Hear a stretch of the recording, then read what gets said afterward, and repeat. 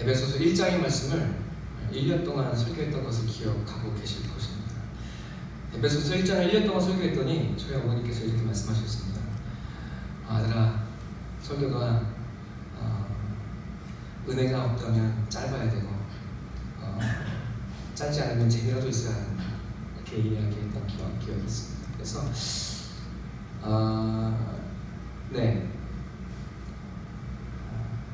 다음 해에 2장, 5장, 2, 3, 4, 5, 6장을 1년 만에 했죠.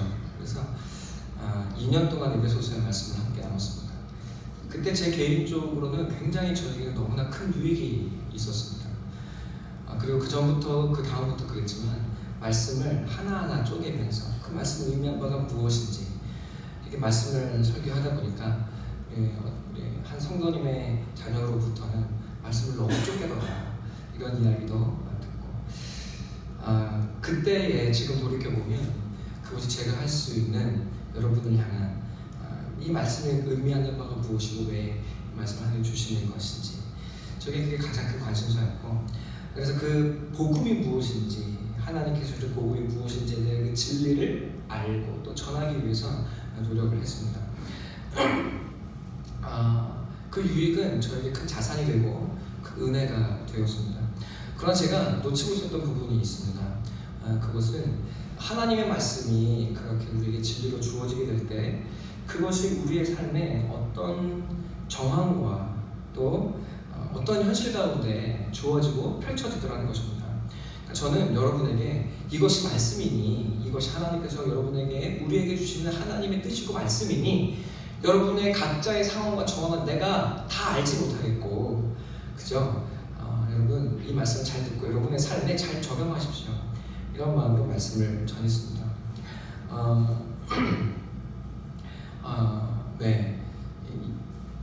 이제는 그 말씀이 우리의 삶에 주어지게 되는 정황, 그리고 시간과 공간에 하나님께서 그 말씀을 주시는 그 모습까지 함께 살펴보면 좋겠다 하는 마음을 가지게 됩니다. 왜냐하면 성도의 삶은 곧 고난 그 자체이기 때문에 그렇습니다. 그래서 예전처럼 그렇게 한 절의 말씀을 가지고 몇 주 동안 설교하지는 않을 것 같습니다.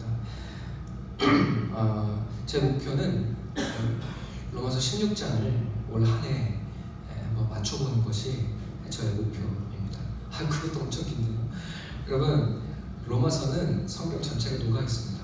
한 절, 그리고 한 절이 아니라 한 단어를 가지고 성경의 몇 줄을 가지고 이야기할 수 있을 정도로 로마서는 굉장히 깊이가 있습니다. 저는 그 로마서를 다 여러분께 설명드릴 수가 없습니다. 우리의 삶 현상의 정황 가운데 하나님께서 이것을 주신 목적과 이유가 무엇인지, 그리고 그 은혜가 무엇인지 개략적으로 여러분 저는 살펴볼 밖에 도리가 없습니다. 여러분 자세한 것이 궁금하시고 더 깊게 알고 싶으시고 그것이 여러분 삶의 실제가 되길 원하신다면 더 저에게 오시고 목사님 함께 성경 공부해요, 알려주세요, 이렇게 찾아오셔서 함께 말씀 나누게 되면 너무나 좋겠습니다. 대한민국에 가장 큰 문제가 있습니다. 반지성주의입니다. 영성을 추구한다는 것이 마치 신비를 추구한다는 것이 되어버리고 말았습니다. 그래서 지식을 아는 것이 마치 꼰대가 되고 그리고 영적이지 않은 것인 것처럼 느껴지는 대한민국이 되었습니다. 그래서 지성과 영성이 분리가 되고 하나님의 말씀이라고 하시는데 정작 하나님의 말씀을 알지 못한 채 그저 덮어두고 예수를 믿고 덮어두고 하나님을 믿고 그리고 덮어두고 내가 원하는 목적의 신앙생활을 하는 사람들이 굉장히 많고, 내가 원하고 내가 만족하는 삶이 마치 하나님의 축복의 삶인 것처럼 이야기하는 경우들이 굉장히 많은 것을 보게 됩니다. 로마서를 통해서 하나님께서 우리에게 주시는 복이 무엇인지, 그리고 그 복음을 듣는 우리의 반응은 무엇인지를 함께 살펴보는 로마서 올 한 해의 시간들이 되기를 소원하고 기도합니다. 여러분 그렇게 될 때 이 진리의 말씀이 우리를 견고하게 할 줄로 믿습니다. 그리고 진리가 너희를 자유하게 하리라. 그 진리가 여러분을 자유하게 할 것입니다. 주 안에 사랑하는 성도 여러분, 저도 은사를 많이 추구했었고 나름대로 많이 쫓아다녔습니다. 장풍이 맞으면 뒤로 넘어가기도 하고 방언을 하기도 하고 꿈을 꾸기도 하고. 그러나 인간의 목마름은 그것으로 해결되어지지가 않습니다. 사람은 예수를 만나고 주님과 동행하고 그를 얻어 살 때 여러분 인생의 목마름은 해결이 되고, 그리고 예수님과 함께 하나님을 향해 나아가는 담대한 인생이 되어지기 시작합니다. 구원이 무엇입니까? 오늘 로마서 1장 1절은 오직 하나님의 은혜가 무엇인지를 설명하고 있습니다. 이 문장 전체가 이 문장 전체가 수동형으로 되어 있어요. 하나님이 부르시고 하나님의 특장을 받고 하나님의 사도로 부르심을 받았다. 내 힘으로 내 뜻대로 되어진 것이 전혀 없습니다.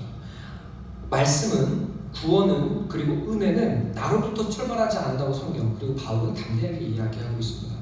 여러분부터 시작하는 것이 무엇입니까? 여러분의 속마음을 자세히 들여다보아야 합니다. 여러분의 마음이 낙담이 될 때, 지칠 때, 힘들 때 왜 내가 이렇게 지치지? 왜 난 이렇게 반응하게 되지? 여러분의 모습을 가만히 살펴보아야 합니다. 예배를 끝나고 나면 왜 공허하지? 집에 돌아갈 때 왜 내 마음이 허전하지? 내가 이런 말을 들었을 때 왜 나는 이렇게밖에 반응을 못하지? 무엇이 문제일까? 여러분, 내 안에 어떤 것이 하나님께서 나를 만져주셔야 될 부분인가? 계속 고민하고 살펴보아야 합니다. 바울은 담대하게 이야기합니다. 이 모든 것이 나로부터 출발하지 않았다. 하나님의 은혜로 하나님이 시작하셨다고 이야기합니다. 나로부터 시작한 그 모든 것은 여러분 선한 것이 하나도 없습니다. 새해가 되었습니다. 여러분 새해 무엇을 계획하십니까? 많은 것을 계획하고 계실 거예요. 난 이렇게 해야지. 난 이것을 꼭 해야지. 그리고 나는 무엇을 해야지. 올 한해는 꼭 로또가 돼야지. 너무 유치한가요? 하여튼 수많은 계획들을 세웁니다. 세상 사람들은 로또에 당첨되기를 원하겠고, 그리고 명예와 돈과 그리고 이 세상 것을 쌓아갈 수 있는 방법들을 계획할 것입니다. 성도는 올 한해는 말씀을 열심히 봐야지 라고 할지도 모르겠습니다. 그 모든 것이 나쁘다는 것은 아닙니다. 그러나 그것 자체가 내게 구원이 될 수 없다는 말입니다. 내가 하나님을 구한다고 해서 그것이 구원이 아닙니다. 내가 말씀을 본다고 해서 그 자체가 구원이 되어지지 않습니다. 구원은, 하나님의 은혜는 나로부터 출발하지 않는다고 말합니다. 여러분, 이것이 그렇기 때문에 우리에게 소망이 구원인 줄로 믿습니다. 나로부터 오지 않았기 때문에, 나에게로부터 시작하지 않았기 때문에 이것이 은혜요 감사인 줄로 믿습니다. 많은 것을 계획하지만 여러분, 항상 이 한 해의 마지막은 어때요? 아쉬워요. 수많은 것을 계획했지만 제대로 된 것이 없구나. 여러분 아쉬워요. 그러나 여러분 우리의 이 연약하고 아쉬움 많은 인생 속에 하나님은 나로부터 출발하지 않은 하나님의, 이 세상을 창조하신 하나님이 하나님으로부터 시작한 그것을 우리에게 주시겠다고 약속하고 계십니다. 그것을 얻는 것이 여러분 가장 큰 축복인 줄로 믿습니다. 그래서 성경은 그것이 바울은 복음이라고 이야기합니다. 복음 무슨 뜻이에요? 기쁜 소식, 기쁜 뉴스라는 말, 소식이라는 말이에요. 여러분 그것은 그러니까 무슨 뜻입니까? 내가 이루지 않은 그 어떤 일들을 하나님이 이루시고 그것을 내게 들려주신다는 의미입니다. 이루신 분이 있어요. 난 그것을 들을 뿐입니다. 그러나 그것이 나에게 가장 큰 기쁨과 소망이 되는 것, 그럼 그것이 구원이고 은혜입니다. 내가 하나님을 믿으니 이것을 이루어서 내가 이렇게 해서 복을 받고 합당한 사람이 돼야지, 그럼 그것은 구원이 아니라는 거예요. 내가 무엇을 해야지가 아니라, 또 내가 그래서 합당한 사람이 돼야지가 아니라, 합당 축에도 끼지 못하는 죄인된 내가 선한 것이 하나 없고, 그리고 깨어지고 쪼개지고 어둠으로 가득하고 태어날 때부터 죽음으로 살아가는 바로 나. 그 내가 누구인지 몰라서, 또 어디로 가는지 몰라서 결국 내 마음과 속마음과 내 삶의 뜻이 갈갈이 찢겨지고 쫓겨진 내 안에, 여러분 하나님의 구원이, 하나님이 이루신 그 구원이 내게 모든 것을 이루셨다고 하는 그 기쁜 소식이 내게 들려지는 것, 그것이 구원이라고 성경이 이야기하는 줄로 믿습니다. 여러분, 바울은 그래서 그 복음을 하나님이 우리에게 주신다고 이야기하고 있습니다. 교회에 찾아와서 많은 사람들이 이렇게 이야기하는 것 같습니다. 나는 하나님 믿고 이것을 얻었습니다. 나는 예수를 믿고 이런 것을 이루었습니다.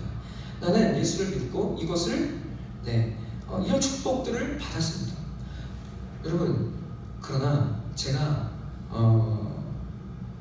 많은 곳을 돌아다녀 볼 때, 그리고 신앙생활을 하면서 나는 예수를 믿고 복음을 얻었습니다, 그것이 가장 큰 내 기쁨이다 라고 말하는 사람을 사실은 못 봤습니다. 난 예수를 믿어서 좀 삶이 나아졌어요. 나는 예수를 믿어서 이것을 얻었어요. 그리고 그 이야기를 들으면 수많은 사람들이 거기서 하나님 쫓아갑니다. 나도 그 방법을 알고 싶어요. 나도 그렇게 되고 싶어요. 하나님은 이 말씀에 그 기쁜 소식을 다 알려놓았는데, 사람들은 하나님이 주시는 것을 얻는 것이 아니라 내가 원하는 것, 이 세상에서 얻고 싶은 것, 그것을 얻기 위해 달려가는 것을, 그리고 또 그것이 자랑이 되어 있는 것을 저는 보게 됩니다. 여러분은 무엇을 얻었습니까? 자꾸 고개를 팍 숙이시고 저를 안 쳐다봐요. 여러분, 무엇을 얻으셨습니까?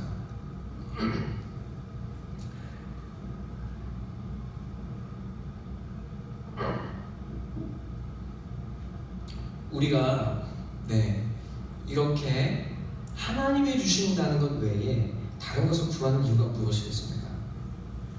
하나님의 은혜 보이지 않고 너무 멀게 느껴져요. 그러나 이 연약한 삶에 필요한 것들은 너무나 많습니다.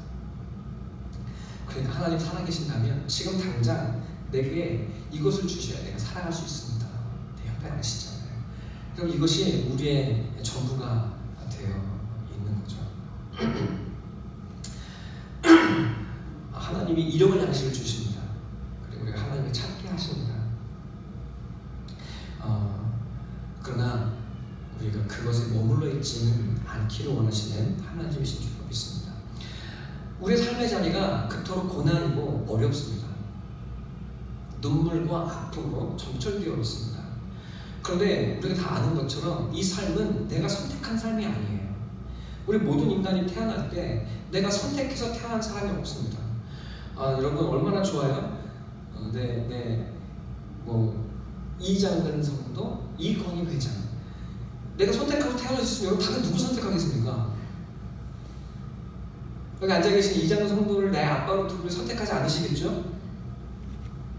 없습니다. 누구를 아빠로 선택하고 싶으세요? 네? 이건희 회장이라 그분의 부인께서 이야기해요. 여러분, 그래서 여러분 어느 아파트에 살고 싶으십니까? 여기 다나탑스빌보다는 현대 아이파크, 그런 집을 물려줄 수 있는 부모님과 사는 것이 바람이죠. 그러나 내가 여기 사는 것, 그분의 부모로 태어난 것, 내가 선택한 것이 아무것도 없습니다. 그런데 누구는 잘 살고 누구는 못 살아요. 누구는 흙수저를 물려받았고 누구는 금수저를 물려받았어요. 여러분, 지난하고 고단한 삶에 인생을 살아가는 것도, 세상을 사는 것도 힘겨운데 하나님은 내게 주어진 것이, 주어주신 것이 없는 것 같습니다. 그래서 우리는 교회에 와서 하나님, 내가 이것 주세요. 그럼 부자들이 교회 잘 다닐까요? 네, 보험처럼 다니겠죠. 우리 여러분처럼 절박하게 예수 믿지 않을 것 같습니다. 하나님께서 이 인간의 시간 속에, 그리고 이 인생이라는 이 눈물의 시간 속에, 그리고 고달픈 이 인생이라는 공간 속에 우리를 두시고 그 안에 하늘의 선물 복음을 허락하십니다. 제가 이렇게 말씀드렸습니다. 지난 작년에 이렇게 말씀드렸던 것처럼 하나님은 우리에게 모든 것을 주시지 않습니다. 모든 것을 주셨어요. 웬만하면 다 주세요. 그러나 꼭 하나를 안 주십니다. 마치 아담과 하와에게 선악을 알게 한 나무를 안 주신 것처럼. 그래서 우리에게 무엇을 알게 하세요? 내게 허락되지 않은 것이 있다는 사실을 깨닫게 하세요. 결핍이 있다는 것을 깨닫게 하십니다. 그런데 그 결핍이 있어야만 사람은 욕망하기 시작합니다. 내가 그 결핍을 채우고 싶어. 그 결핍을 얻어야 돼. 이런 욕망이 생깁니다. 그러나 욕망이 일어나야만, 부족한 것이 있어야만 욕망하게 되고 하나님을 소망하게 되어지기 시작하는 거예요. 그러나 그 욕망을 채움에 있어서 그 결핍을 느끼게 될 때, 여러분, 결핍을 채우는 것이 전부가 아니라 하나님을 채우게 될 때에 너의 결핍이 사라지게 될 것이라는 것을 하나님이 알게 하시는 것입니다. 하나님 왜 내게 이거 안 주세요? 내게 이 좋은 선악의 알게 나무 왜 안 주세요? 하나님 그것을 안 주세요. 왜 안 주시지? 하나님 나 안 사랑하는 거 아니야? 나 미워하시는 거 아니야? 여러분, 그래서 나를 이 고난과 결핍의 자리에 두신 하나님의 원망스러운데, 도리어 우리가 하나님을 사랑하는 그 자리까지 나아가게 될 때에야 우리는 이 결핍에서 벗어나는 인생이 된다고 성경이 이야기하고 있는 것입니다. 물질을 아무리 채워봐야 여러분 우리의 속사람은 만족이 없어요. 하나님의 형상으로 지음받았기 때문에 하나님의 내 안에 임하시기 전까지 우리 안에는 만족이 있을 수가 없습니다. 하나님은 무엇입니까? 하나님은 말씀이십니다. 말씀이 우리 안에 임하시기 전까지 우리의 삶에 결핍이 없어요. 내게 결핍을 주시는 저 원망스러운 하나님을 사랑하게 되는 그 자리까지 하나님은 우리의 전 인생의 시간들을 붙잡아다가 우리가 하나님을 사랑하게 되는 그 자리까지 우리를 이끌어 가신다고 성경이 이야기하고 있는 것인 줄 믿습니다. 하나님께서 아브라함에게 말씀하세요. 끝까지 무엇을 안 주세요? 아들을 안 줘요. 아들을. 돈 벌어봐야 뭐합니까? 죽으면 끝인데. 여러분, 부자가 되면 뭐합니까? 죽으면 끝인데 아들이 있어야죠. 내 이름을 이어가는 아들이 있어야죠. 하나님께서 말씀하십니다. 너는 너의 본토 친척 아버지 집을 떠나 내가 너에게 지시할 땅으로 가라. 그리고 그곳에서 하나님 말씀하십니다. 내가 너에게 아들을 줄게. 여러분, 그런데 아들이 생깁니까? 아들이 생기지 않습니다. 아들 얻고 싶은 그 열망이 하나님을 찾고 구하고 기도하게 하는 힘이 되어줍니다. 마찬가지예요. 여러분의 삶에 결핍이 있을 때 여러분, 우리 인간은 비로소 하나님을 간절히 찾게 되기 시작합니다. 그러나 이 욕망은, 이 하나님을 찾는 열망은 내 결핍을 채우고자 하는 열망과 구별되지가 않아요. 붙어 있어요. 이해가 되시죠? 붙어 있어요. 순수하게 하나님을 사랑하는 게 아니에요. 사실 다 내 욕심이 있는 거예요. 나를 이루고 싶은 열망 때문에 하나님을 찾는 거예요. 그러나 하나님은 그것을 이용하시는 거예요. 그래, 나를 찾아주지 않겠니? 그래서 내가 나를 사랑하게 되는 그 자리까지 내가 너를 붙들고 가줄게. 그래야 네가 진짜 구원을 얻는 거야. 하나님이 말씀하시는 거예요. 여러분, 교회 다니면서 그 결핍 채우는 게 복이 아닙니다. 아멘? 그러니까 하나님은 그걸 이유가 사라져버리는 거예요. 하나님 여러분은 가난과 눈물과 결핍의 자리에 두신 것이 은혜의 축복인 줄로 믿습니다. 우리 사랑교회 오늘 많이 오지도 않았지만, 네, 비슷해요. 네, 많이 오지 않았지만 우리 사랑교회 성도들 어떻게 교회 왔습니까? 전부 망하고 쓰러지고 결핍 때문에 이 자리에 왔습니다. 그러나 예수를 만나니 어떻게 되셨습니까? 그것이 은혜가 되었다고 고백하기 시작합니다. 어떤 성도가 이렇게 이야기해요. 돈이 많았던 그때로 갈래? 아니면 망했어도 이 자리가 좋아. 난 그때로 돌아가고 싶지 않아요. 나는 망했어도 주님을 하는 이 자리가 좋아요. 하루하루 예수님과 함께 그냥 기도하면서 하루하루 채우신 그 은혜로 살아가면 그것으로 족합니다. 여러분, 그 고백이 이 교회에 이루어지고 있는 줄로 믿습니다. 여러분, 하나님 우리에게 결핍을 주시지만 결핍 채워주셨다고 그것이 우리의 자랑이 아닙니다. 아멘. 네. 하나님께서 아브라함을 붙들어 가세요. 아들을 줄게 약속하십니다. 드디어 내게 아들을 주십니다. 여러분, 그런데 그 약속을 믿고 출발한 나이가 몇 살이에요? 75세예요. 75세. 무슨 말입니까?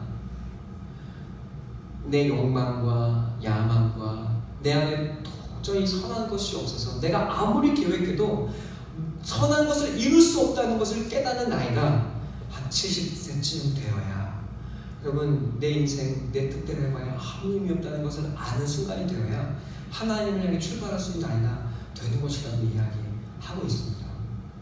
저도 빨리 나이가 좀 들었으면 좋겠어요. 그래서 우리 성도들의 설교할 때 좀 나이도 좀 가오잡으면서 이렇게 설교할 수 있었으면 좋겠습니다. 75세 때 출발했더니 여러분, 하나님께서 대번 말씀을 주시고 그럼 대번 아들을 주십니까? 그렇지 않아요. 아들 주겠다고 약속해놓고서 아들을 안 줘요. 25년 동안. 그러니까 어떻게 합니까? 아브라함이 자기 방법으로 아들 한번 낳아보겠다고 온갖 술수를 다 하는 거예요. 하나님의 약속을 자기 방법대로 이루겠다고 불철주야 노력하는 거예요. 여러분, 그래서 내가 아들 낳았어 했더니 그것이 복입니까? 아니요. 내 삶의 눈물이고 아픔만 되어질 뿐입니다. 내가 맺은 것으로는, 내가 이룬 것으로는 하나님을 기쁘시게 할 수 없습니다. 내가 교회에서 이런 충성하고 내가 교회에서 이렇게 하고 내가 이런 것도 이루면 하나님이 기뻐하시겠지. 여러분, 말씀으로 되어진 것이 아니면, 예수로 되어진 것이 아니면 하나도 하나님을 받을 수 없고, 그것은 인간의 방법으로 하나님의 뜻을 이루려고 했던 불의이고 율법이라고 성경은 이야기할 뿐입니다. 여러분, 그가 이제 자기의 몸이 죽은 것과 같이 돼요. 더 이상 아들을 낳을 수가 없게 됩니다. 그제서야 여러분, 하나님이 그에게 나타나시고 그에게 아들을 주세요. 여러분, 그곳에서 아브라함은 하나님의 약속은 나의 죽음 속에서 이루어지는구나. 하나님의 말씀은 나의 가망성이 없고 내가 일할 수 없는 그곳에서 외부로부터 하늘의 은혜로 내게 주어지는 하나님의 선물이구나. 여러분, 아브라함이 깨닫게 되기 시작합니다.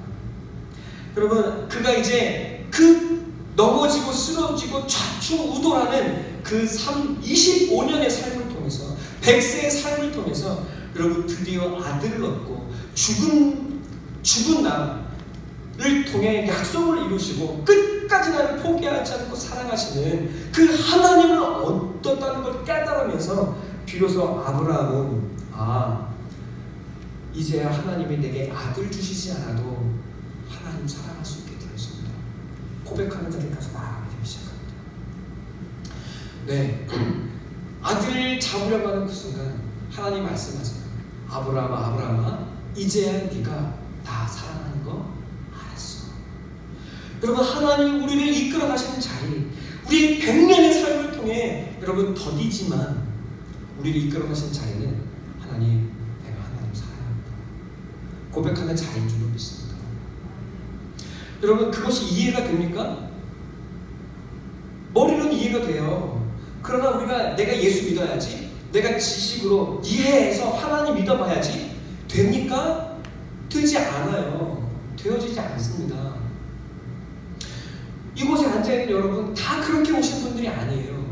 어떻게 하다 보니까 아내한테 끌려서 몇 번 와다 보니까 이해되지 않아도 조금씩 믿어지는 것 같고 조금씩 들려지고 그 사람이 깨달아지고 그 말이 맞는 것 같고, 여러분, 그렇게 우리가 조금씩 하나님께 항복되어져 가고 하나님 우리를 꺾어 가시고 우리의 마음을 설복하시고 그리고 우리의 마음을 설득하시고 마침내 하나님을 사랑하는 그 자리까지 우리를 이르게 하신다고 성경이 이야기하고 있습니다.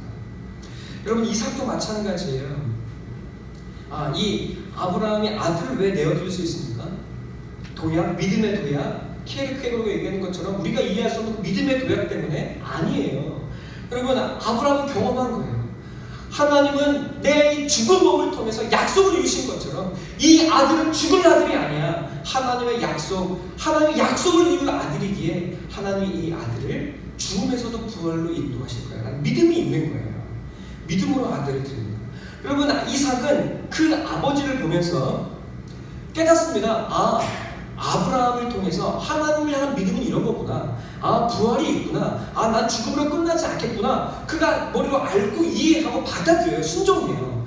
하지만 그게 부족한 것이 있습니다. 하나님을 다 알지 못해요. 받아들이지만, 아버지가 살아있어 인정하지만 그 하나님 사랑이 무엇인지 그의 삶을 통해 알지 못해요. 여러분, 그 이삭이 경험하는 것은 무엇입니까? 이제 아버지를 떠나서 광야에서 홀로 지내며 하나님을 경험하기 시작합니다. 그리고 그 아브라함이 팠던 우물들을, 막힌 우물들을 되짚어가면서 하나님과 함께, 우리 아버지와 함께 하셨던 하나님의 역사와 은혜가 무엇인지를, 그 아버지의 발전치를 거슬러 올라가면서 여러분 발견하고 찾아내고 내 것으로 회복하고 누리기 시작합니다. 여러분, 하나님은 이렇게 우리 인간의 인생을 통해서 하나님 누구이신지 그 사랑을 깨닫게 하시고 고백하게 하세요. 여러분, 이것이 성경에 나와 있는 것입니다. 다윗도 마찬가지예요. 여러분, 다윗의 다윗됨은 여러분 돌팔매질을 막 돌려가지고 골리앗을 딱 하고 맞춰가지고 목을 탁 벤 다음에 너는 나에게 칼과 단창으로 나오지만 나는 만군의 여호와 이름으로 나아간다. 사람들이 여기에 막 환장하잖아요. 바로 저기 나아가야지. 여러분, 하지만 다윗의 다윗됨은 그 승리에만 있는 것이 아니라 도리어 다윗이 밧세바를 가늠하고 눈물로 침상을 띄우는 그 자리에 있습니다. 잘 나가는 줄 알고 이제 다 된 줄 알고 이제 승리만 있는 줄 알고 이제 나는 완성된 줄 알고 살아가던 그 다윗, 그러나 자신의 그 시면에 있는 죄악과 연약함을 또다시 발견하고 온전히 깨어질 수밖에 없는 자신의 연약함을 발견하게 될 때, 여러분, 그러나 그곳에서 눈물로 나와 함께 하시고 나의 중보자가 되시는 주 하나님 여호와 예수 그리스도를 다윗이 경험하게 되기 시작하면서, 여러분, 다윗은 진정으로 오직 나만이 내가 아닌 하나님과 예수 그리스도를 의지하는 진정한 신앙의 사람이 되었습니다. 열왕기 상하에 보면 여러분 왕의 평가의 기준이 있어요. 그가 다윗과 같았다. 여러분, 저 죄인, 상상할 수 없는 살인, 간음, 여러분 거짓의 죄를 지은 저 다윗, 그러나 하나님은 그 다윗이 도리어 하나님이 기뻐하시는 여러분 기준이라고 말씀하시는 우리가 이해할 수 없는 삶의 깊이를 더하시고 계시는 것입니다. 여러분, 마찬가지예요. 베드로는 안 그렇습니까? 베드로가 하나님이 예수님 제자로 불러요. 제자로 불렀는데 어떻게 됩니까? 제자로 불렀는데 버리고 따라가면서도 여러분 결국에 현실을 이기지 못하고 다시 그물을 깃습니다. 누가복음 5장에 주여 나를 떠나소서 나는 죄인입니다. 여러분, 그 죄인을 예수님 다시 잡아다가 끝까지 데리고 나아가시죠. 나는 주님을 이제 끝까지 사랑할 거고 끝까지 떠나지 않겠습니다 라고 이야기하는 베드로에게, 베드로는 결국 예수를 못 박아 죽이는 원수의 자리에 서게 됩니다. 결국 나는 고작 이거밖에 되지 않아. 좌절하고 절망하고 자기 낙담해서 도망가 있는 그 베드로를 부활하신 주님이 또 찾아오십니다. 또 찾아와서 말씀하신 게 뭐예요? 너 진짜 나 사랑하니? 진짜 나를 사랑하니? 네가 진짜 나 사랑하면 내게 안을 쳐라 라고 이야기하십니다. 주의 사랑하는 성도 여러분, 많은 사람들이 착각해요. 하나님을 사랑하는 것은 교회만 열심히 나와가지고 주여 주여 부르짖는 게 아니에요. 진짜 하나님을 사랑하는 것은 이웃을 사랑하는 것이에요. 그리고 진짜 하나님을 사랑하는 것은 하나님의 양떼들을 말씀으로 먹이고 살리는 것입니다. 저 연약한 사람, 말씀이 없어서 흔들리는 사람들을 보며 하나님, 나도 연약하지만 내 안에 주신 말씀을 저 사람 안에 심기 원합니다 하고 그 말씀을 전하시는 우리 사랑하는 성도가 다 되어주시기를 간절한 마음으로 축원합니다. 아멘. 여러분, 하나같이 하나님은 이런 삶의 시간들 속에서 하나님을 사랑하는 자리까지 우리를 이끌어 가시는 거예요. 내가 하는 것이 있습니까? 아니요. 하나님의 사랑을 믿고 붙들려 있을 뿐입니다. 이 인간이라는 시간 속에, 인생이라는 시간 속에 하나님 펼쳐가시는 공간은 또 어떻습니까? 여러분, 인생의 삶의 현장은 눈물과 고난 그 자체입니다. 20대까지는 삶에 뭔가 기가 막힌 것이 있겠거니 합니다. 근데 30대가 되어지면 인생 별거 없구나 좀 느끼게 되는 것 같아요. 40대가 되면 어떻습니까? 죄송합니다. 제가 50대까지 저도 잘 모르겠고요. 아직 40대 초반밖에 안 되기 때문에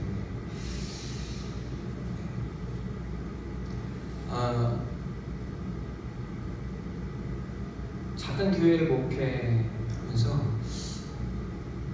저도 조금 이제 요즘 세대와 같지 않게 그래도 어려움이 뭔지 조금 알게 되고 고난이 뭔지 조금 알 것 같다고 이야기할 수 있을 정도는 된 것 같습니다. 10년 동안 이 하나님께 사랑교회 보내셔서 목회하면서 나이는 어리지만 말씀으로 인생이 무엇인지 조금은 알게 하실 것 같다는 생각이 듭니다. 하나님께서 이런 인생 속에서 우리를 다듬어 가시는 무대가 있어요. 그것이 우리의 여러분의 삶의 공간이고 자리입니다. 여러분, 그런데 여러분의 주어진 자리가 어떻습니까? 사랑교회 성도들 제가 바라보면 그렇게 좋으신 분들이 별로 없어요. 좋아도 크게 좋지도 않습니다. 다 고난이고 눈물이 많아요. 여러분, 그런데 이 공간이 도리어 하나님의 역사가 펼쳐지는 은혜의 자리라고 우리에게 약속하고 말씀하고 계십니다. 하나님이 모든 것 가지고 있는 아브라함에게 다 떠나고 광야로 가라고 말씀하시죠. 아브라함은 그곳에서 하나님 만납니다. 라합은 그 세상이라고 하는 여리고성에서 도리어 온 죄악을, 세상의 모든 죄악을 온몸으로 받아내면서 라합은 하나님의 나라를 소망하게 되고 하나님을 꿈꾸게 되기 시작합니다. 나오미는 좀 더 나은 삶을 얻기 위해 남편 따라 세상을 향해 나갔다가 모든 것을 잃어버리고 다시 고향 땅에 돌아옵니다. 데리고 돌아오는 것은 돈이 아니라 그 어머니의 모습을 보며 오직 룻만이 따라와요. 망해버린 시어머니가 뭐 그리 좋다고 이 룻은 저 어머니 안에 이해할 수 없지만 내가 이해할 수 없는 살아계신 하나님이 있다는 사실을 보게 됩니다. 저 어머니의 인품과 저 어머니의 말투 속에 살아계신 하나님을 나오미는 룻은 느끼게 되는 거예요. 어머니의 하나님이 나의 하나님이 되고 이스라엘의 하나님이 나의 하나님이 되기 원합니다 라고 룻은 자신의 옛 땅을 버리고 하나님께 나와요. 그래서 여러분, 하나님께 왔더니 큰 영광이 주어집니까? 아니, 먹고 살 것이 없어요. 매일매일 시어머니를 먹여 살리기 위해서 하루 종일 허리를 굽혀서 뭐 하죠? 이삭 줍는 거예요. 이삭을 주어가는 거예요. 여러분, 그 미련하고 그 어리석은 고난의 삶의 현장을 기꺼이 받아들이고 눈물로 씨앗을 줍고 어머니를 먹여 살릴 때 여러분, 그것이 하나님의 축복의 자리가 되기 시작합니다. 라합도 나오미도 룻도 그 고난의 삶의 현장을 여러분 하나님의 영광의 자리로 바꿔내는 주인공이 되기 시작합니다. 수요예배 때마다 제가 여러분, 우리 성도님께 이야기하는 것이 있습니다. 여러분, 이렇게 우리의 삶은 주어진 것이 하나도 없습니다. 어떤 사람은 주어진 것이 많아요. 그래서 어떤 사람은 돈을 이렇게 쓰고 다닙니다. 이번 주에 저희 부모님께서 교회에 놀러 오셔서 함께 교제하고 오랜만에 식사하는 시간이 있었습니다. 친구들 만나면 누구누구 이렇게 되고 이렇게 되고. 여러분, 그러나 이제 그것이 전부가 아니라는 것을 우리 모두가 고백하게 되고 있습니다. 제가 여러분께 늘 이야기하는 것이 있습니다. 여러분, 성도는 없으나 있는 듯이 살아가는 사람들인 줄 믿습니다. 하나님이 계시기 때문에 그렇습니다. 여러분, 그러나 세상은 모든 것을 가지고 있으나 여러분, 영광스럽지가 않습니다. 부자가 부자로 사는 것, 재는 거 너무 당연한 거예요. 영광이 없어요. 그렇죠? 진정한 영광은 무엇입니까? 예수를 믿고 예수와 함께 고난의 삶을 승리로 이루어내는 것입니다. 없으나 있는 자처럼, 있으나 없는 자처럼 살아가는 것, 그것이 진정한 영광이고 지혜인 줄로 믿습니다. 여러분, 삶의 모든 공간을 통해서, 시간을 통해서 하나님이 그 한 사람 한 사람 붙드시고 그 자리가 눈물만이 아니라 눈물로 끝나는 것이 아니라 하나님의 이야기가 되게 하고 하나님의 역사가 되게 하고 하나님의 승리가 되게 하는, 여러분, 그것이 바로 하나님의 축복이라고 성경이 이야기하고 있는 줄로 믿습니다. 그런데 이 모든 곳에서 하나님이 이들에게 주시는 것이 뭐예요? 아들을 주시더라는 거예요. 아들. 저희 이도원이 있는데 살았더니 그런 이도원 아들을 주시더라. 이게 아니죠. 누구를 주세요? 예수를 주시더라는 거예요. 하나님이 아들 예수를 주십니다. 자, 우리 로마서 2장 한번 읽겠습니다. 함께 읽겠습니다. 1장 2절 1장 2절 3절 함께 읽겠습니다. 시작. 하나님이 선지자를 통하여 그의 아들에 관하여 성경에 미리 약속하신 것이라. 그의 아들에 관하여 말하면 육신으로는 다윗의 혈통에서 나셨고 4절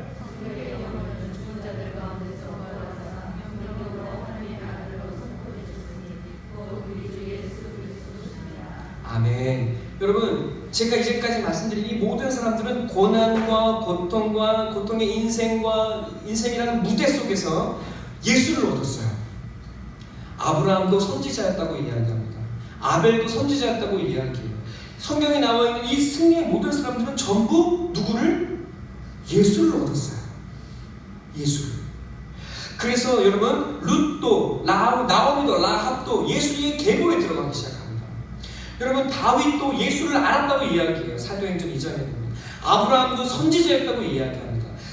베드로서 1장 10절 11절에 보면 선지자는 예수 그리스도를 미리 알아서 예수 그리스도가 어떤 모양으로 어떻게 오실지를 상고하던 사람이라고 이야기해요. 여러분, 이 성경의 모든 사람들은 고난의 삶 속에서 하나님의 선물 예수를 받았어요. 여러분, 그런데 그 예수를 받았는데 여러분, 하나님이 주신 가장 큰 복은 예수랍니다. 예수가 여러분 삶에 돈이 돼요? 예수가 여러분을 좋은 직장으로 그리고 학벌로 인도해요? 아니에요. 여러분, 그러나 그 예수가 예수 이름 하나로 여러분의 인생을 승리로 이루어가시겠다고 약속하고 계시는 거예요. 그것이 오늘 로마서에서 이야기하고 있는 하나님의 선물, 하나님의 복음, 예수 그리스도라고 이야기하고 있는 줄로 믿습니다. 여러분, 사울은 하나님께 다윗처럼 왕으로 기름 부음을 받았지만 예수를 알지 못했어요. 그도 선지자였느냐? 라고 이야기하지. 그가 선지자라는 말이 없어요. 여러분, 유다도 마찬가지예요. 유다도 예수를 죽도록 따라다녔지만 여러분, 죽을 만큼 따라다녔지만 죽음 가운데서 예수를 버려요. 그는 예수를 얻지 못했습니다. 예수를 얻지 못하니까 여러분, 그는 자기 죄를 이기지 못해요. 여러분, 솔로몬은 왕으로 태어났습니다. 왕된 존재예요. 모든 것을 누려요. 헛되니 모든 것이 헛되도다. 여러분, 그런데 모든 것을 누렸는데 결국 헛될 뿐이에요. 여러분, 그가 이야기하는 것이 무엇입니까? 헛되다고 할 해가 가깝기 전에 너의 창조주를 기억하라. 그때 그가 그 창조주를 기억할 때야 그가 비로소 경험하게 되는 것. 하나님이 나를 위한 예수 그리스도 중보자를 예배해 놓으셨다는 거예요. 여러분, 그래서 그가 시를 씁니다. 그게 뭐예요? 아가서죠. 아가서가 어떤 내용입니까? 야한 이야기예요? 아니죠. 성도와 예수 그리스도가 교제하는 것이 무엇인지를, 이 땅에서 교제하는 것이 무엇인지를 설명한 책이 아가서죠. 여러분, 헛된 인생 속에 여러분 헛된 것으로 끝나지 않게 하시는 분 예수가 여러분 하나님으로부터 여러분에게 주어져 있다고 이야기하고 있습니다. 여러분이 잘나서 노력했기 때문에 헌금을 잘해서 그리고 충성했기 때문이 아니라 여러분이 그냥 그 은혜가 여러분에게 주어져서 여러분 이 자리에 부르심받아 앉아있다고 성경이 하나님이 바울이 이야기하고 선포하고 있는 것입니다.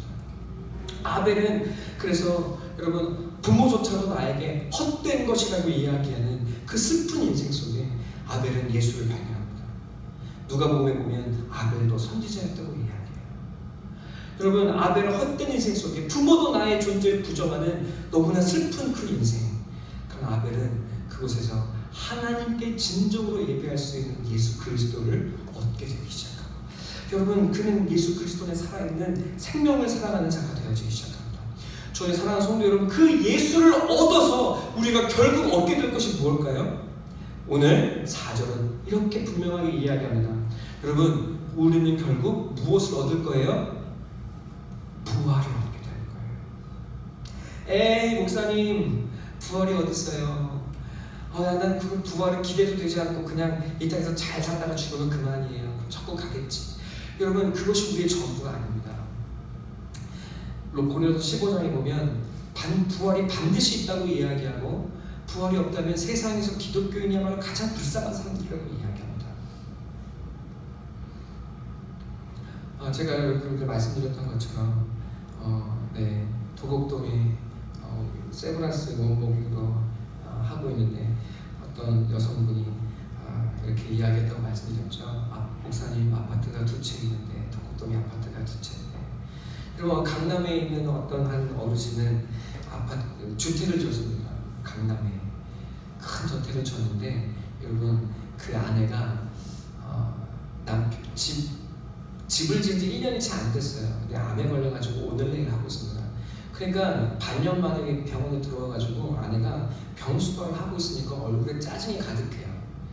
저거 언제 죽나 하고 있어요. 여러분 그것이 영광이고 기쁨입니까? 아니에요. 여러분 하나님의 축복으로 그렇게 부자가 되면 하나님의 은혜를 받은 것입니까? 아니에요.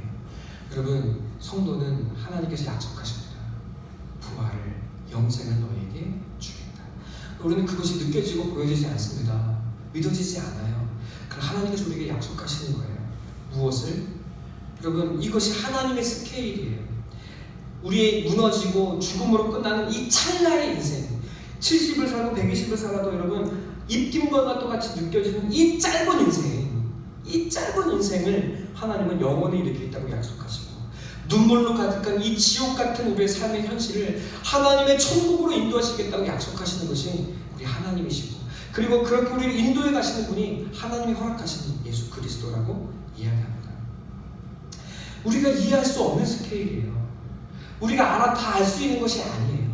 몰라야 된다는 것이 아닙니다. 그러나 알게 될 거예요. 그리고 우리는 믿어지게 될 거예요. 여러분이 이 하나님의 구원의 역사 가운데 여러분이 다 놓여있다는 사실을 꼭 기억하시길 바라요. 여러분 이 의미가 무엇입니까? 우리의 삶의 현실은 눈물이에요. 아픔이 많아요. 고난이에요. 이 눈물과 아픔 도대체 언제 끝날지 알 수가 없어요. 우리가 그 현실을 살아가고 있습니다. 하나님은 그런데 뜬금없이 우리에게 내가 너에게 아들을 주셨다고 이야기하실 분이에요. 하나님 그게 내게 무슨 의미가 있습니까? 나에게 돈이 필요한데요. 여러분 돈 필요합니다. 저 너무너무 필요합니다. 우리 모두 필요합니다. 여러분 하나님이 그 모든 것 허락하실 줄을 믿습니다. 그러나 더 큰 것이 있습니다. 그것으로는 우리의 목마름이 영원에 이르지 않습니다. 주 안에 사랑하는 성도 여러분, 하나님께서 우리를 인도해 가시겠다고 약속하십니다. 우리에게 이 부르심을 주셨다고 이야기합니다. 하늘의 이 놀라운 스케일, 구원의 역사의 스케일, 아들을 너희에게 주어서 하나님의 교회로 부르셨다고 오늘 우리에게 약속하고 계신 줄 믿습니다. 이것이 우리가 살아가고 있는 삶의 부르심이고 현실입니다. 네, 6절 한번 읽어볼까요? 함께 읽겠습니다. 시작!